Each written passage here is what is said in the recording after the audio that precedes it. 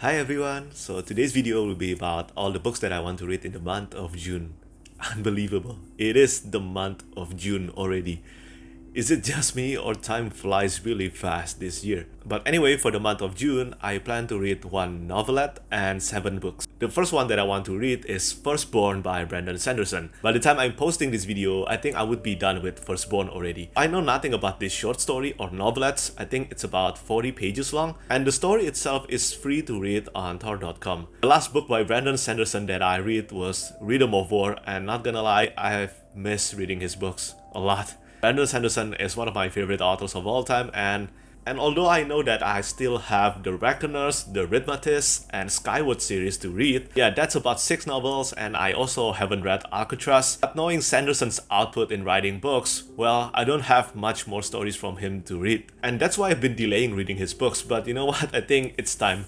I think it's time to start catching up to reading more of his books now. The only non-Cosmere books by him that I've read is the Legion trilogy, and also Snapshot novella. Both of them are great, and I know I'm going to enjoy this one too. The second book that I want to read is Bloodline by Will White. This is the 9th book in the Cradle series. I hope some of you actually catches my community tab, because a few days ago for Memorial Day, Will White made the entire Cradle series by him available for free in Amazon. I hope some of you actually get that, because, well, this series is incredible. It's incredibly fun and entertaining. And although Cradle isn't actually talked about in the grander market of readers, but it is actually a best-selling series. Seriously, if I'm not mistaken, since the 7th book, since the 7th book of the series, every time a new book in Cradle is being released, it hit the #1 spot in the entire Amazon store.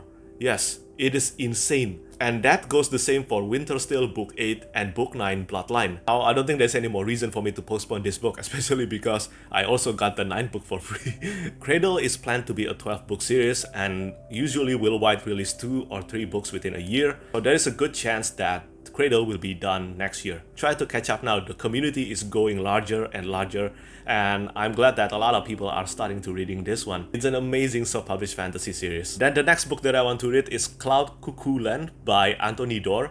Anthony Doerr is mostly known for his book All the Light We Cannot See. I've read that one and I think it was good, but some of his writing style in All the Light We Cannot See didn't really click with me. But hearing the premise of this book, it sounds so interesting and I have to give this one a try. So here's the synopsis. The heroes of Cloud Cuckoo Land are trying to figure out the world around them. Anna and Omer, on opposite sides of the formidable city walls during the 1453 siege of Constantinople, teenage idolist Seymour in an attack on public library in present-day Idaho, and Constance on an interstellar ship bound for an exoplanet decades from now. Like Marie and Werner in All the Light We Cannot See, Anna, Omer, Seymour, and Constance are dreamers and outsiders who find resourcefulness and hope in the midst of peril.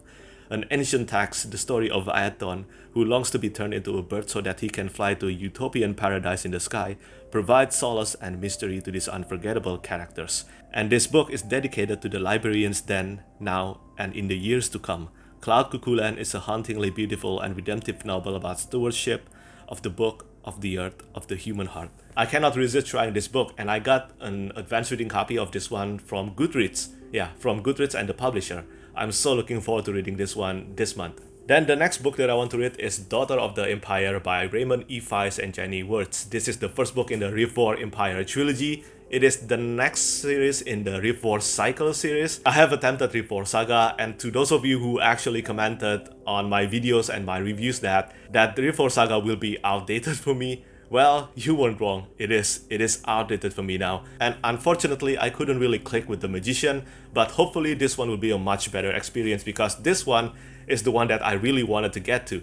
I love the world of Calawan and the game of Council that's mentioned a lot of times and explored briefly in the Magician, but I think there is still a lot of potential for this to grow, and I hope this will be delivered in this one. Because Raymond E. Weiss himself mentioned in the acknowledgement of The Magician that the culture of Surani and the world of Calawan brims to life because of Jenny Wirtz's involvement. I'm keeping my fingers crossed that this will be much better than The Magician, and I've heard that Mara, the main character of this one, is a beloved character by a lot of readers. I have a feeling that this trilogy will be very political and hopefully compelling. Then the next book that I want to read is the debut It is called The Gauntlet and the Fist Beneath by Ian Green. I just found out about this book a few weeks ago, and now I'm very curious to see whether this could actually topple The Hand of the Sun King by J.T. Greathouse to be the best debut to be published this year. The endless road storm rages over the ruins of the Pharaoh Empire. Flore would never let the slavers of the empire rise again.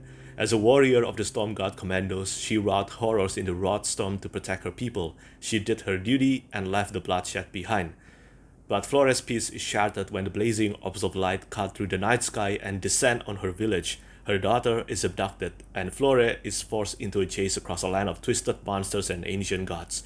She must pursue the mysterious orbs, whose presence could herald the return of the empire she spent her entire life fighting. Now, Flore must take up the role she had sworn to put aside and become the weapon the Storm God trained her to be, to save not only her daughter, but her people. And the synopsis kinda reminded me of Orca from the Shadow of the Gods by John Gwynne. So yeah, hopefully this one will be a fantastic debut. And the next book that I want to read is The Rose and the Thorn by Michael J. Sullivan. This is the second book in the Rhyria Chronicle series, the prequel series to the Rhyria Revelations. Look, if I don't put a self-control on myself, I would have finished this series probably like last month. But I have to because there is only 4 books in the Rhyria Chronicle series, and I heard that Michael J. Sullivan planned to make Rhyria Chronicles a 12-book series. So the first book in the Rhyria Chronicles begins 12 years before the Rhyria Revelations. And if all goes according to plan and readers always wanted more of Royce and Hadrian, I'm sure they always wanted more. I mean, I wanted more. Sullivan planned to make Rhyria Chronicles a 12-book series, with each book depicting 1 year of Royce and Hadrian's story before the Rhyria Revelations. I have no idea what this book is about. I absolutely despise the cover art. That is not how Royce looked. This guy looked like the guy from Parks and Recreation. What is this guy doing here? That is not Royce, and that is also not Hadrian. That looks like Christian Bale. The first book and the second book of this series absolutely deserve the Mark Simonetti's treatment. Seriously, get a better cover art for this series. What is this? But regardless of my feeling of the cover art, yeah, I'm looking forward to reading this one. I have to judge this book by its content, not the cover art, for sure. Now for the next one, if you have followed my reviews and my videos, then you'll know that I'm going to read this monthly read of mine. It is the 7th book in the Last Kingdom series by Bernard Cornwell. It is called Pagan Lord, and I'm really close to uncharted territory here because Pagan Lord will cover the first half of season 4, which is the latest season of the TV series adaptation, which I have watched and enjoy. And hopefully this book will be even better than the TV series. I'm still sad about the fact that the TV show will end in season 5. I think there is still room for exploration because season 5 I think will only cover book 9 and book 10. So there is still book 11 until book 13 to cover, but yeah, they won't be adapted. But as I mentioned in my previous TBR video, this just means the more reason I have to read the books. And finally, the last book that I want to read in June is The Dragon's Path. This is the first book in the Dagger and the Coin series by Daniel Abraham.